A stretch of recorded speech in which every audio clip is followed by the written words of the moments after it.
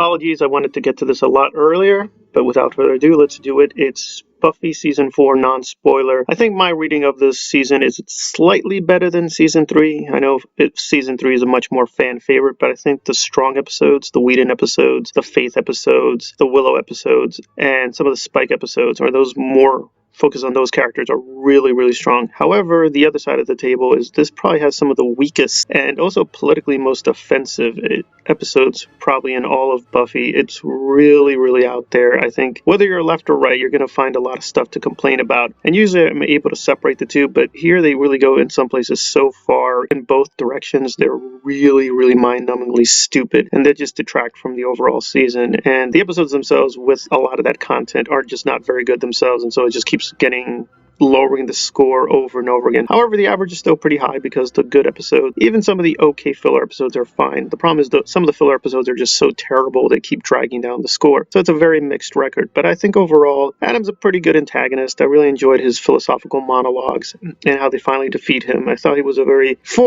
for what he is basically a Frankenstein knockoff, but I think, within the boundaries, I think I appreciated how they wanted to expand the mythology. I think the major problem here is, which you can't avoid, is Marty Noxon, who took over as producer. I'm sure she's a good writer and producer elsewhere, but here it was just a very terrible fit. And they also had a lot of behind-the-scenes drama, which I'll do very quickly, which is that they lost Seth Green because he was doing Austin Powers. They also lost the actress who was doing Maggie Walsh. She was supposed to stay on there longer. So they just had a lot of behind-the-scenes drama, and I think the Noxon turn just didn't help. So overall, a strong season. It also has some of the best, probably, Buffy episodes of all the seasons. I think numerically, probably Season 5 has the most best episodes, but this I think actually comes in close to second, because this is really finally we get Buffy. This is really the image of Buffy that people think about when they think about Buffy, this kind of blonde California girl who's very sexual, who's very powerful, who's very witty. I think one of the things you appreciate is the humor here finally reaches its peak. They're really finally getting a good rhythm with the show, and they strike a pretty good balance between the irony and the sheer inherent silliness of the whole thing without going too far. And I do appreciate that they sort of played around with Buffy both sexually as well as thematically, right? She's playing sort of a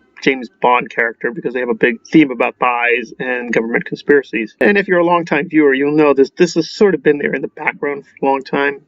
We sort of got a preview of government conspiracies in Season 1, and so you're kind of waiting for the shoe to drop because, with all these dead bodies and vampires and monsters, you got to think, how is the government not monitoring this or at least intervening? And they finally get to it. I do think the initiative is a very flawed attempt, and they just didn't do a good job with casting Riley and a lot of the other initiative. I think Adam balances it itself out, but I do think they made some major mistakes. That said, I don't hate Riley. It's just he's pretty much a dead weight. He seems to be sort of just a female fantasy figure. And again, to some extent, Buffy is a male fantasy figure, so, I can't complain all the way. I just think he wasn't utilized very well. There are just some entire episodes really that are pointless, where he just, in one case for instance, he just gets really paranoid and accuses Buffy for no reason, and they're just alienated for the whole episode, but it makes no sense at all. So it's just, Riley himself as a concept and his character is fine. I don't mind that, they're basically giving some things to the female audience. James Marsters takes off his clothes quite a lot this season, so they're placating the female audience, and that's fine. I don't have a problem with that. It just, at certain points, it really interferes with the overall themes and the larger storylines, and it just doesn't feel balanced. It doesn't make any sense, and Riley as a character is just too weak, and some of it's not Mark's fault. I mean, he's acting alongside James Marsters, who's a much better actor and who did years and years of theater, so anybody who acted against him would also feel,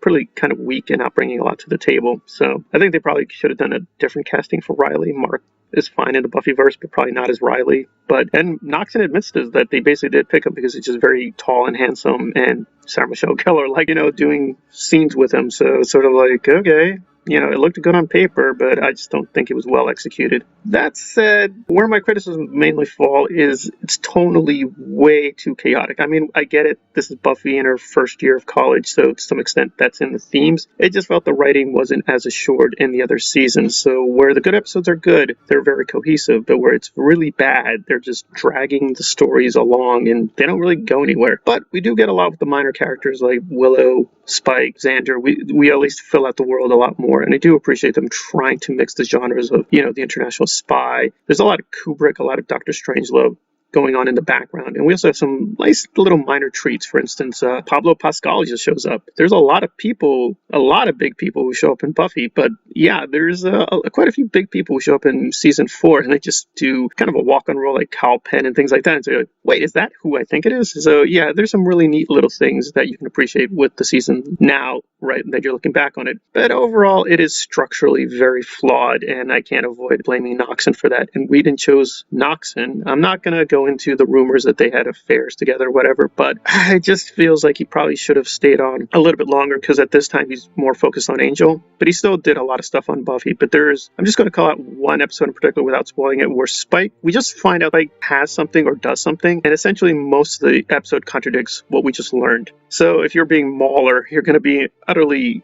bewildered at just how insane that is and how contradictory it is. And they know it's a contradiction. They try to fix it, but it's still glaring. So yeah, they did make a couple of big production mistakes, a lot of big political mistakes, a lot of big aesthetic mistakes. Still, overall, the Faith episodes, the Jonathan episodes, the Spike episodes, and especially Willow. Willow is really probably the one that gets the best characterization of all. But they're focused way too much on Buffy, and I think they made it just too much of a fairy tale kind of centric themed in this season. And within degrees, I don't mind that she is the main character, but I think they just went a little too far. But they end up strongly. The final episodes are really well done, and Restless is one of the really great episodes. You can watch just a little bit of Buffy and appreciate it. You don't really need to watch even entire season. You'll get a lot out of Restless. So it's a very flawed season, but I still think it's a little bit better than season 3. A lot of great treats, but a lot of horrors and a lot of terrible stuff.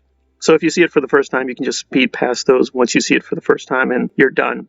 And just linger on the good episodes. And I think overall, the costs are reasonable for it. I'll do a more slightly spoilerish to give out, I think, the better episodes, perhaps, in terms of Buffy, but that'll be sometime in the future. All right, this has been a non-spoiler discussion of Season 4 of Buffy. If you like the content, please hit the like button and/or subscribe. Please consider supporting the work on Patreon. Please comment below.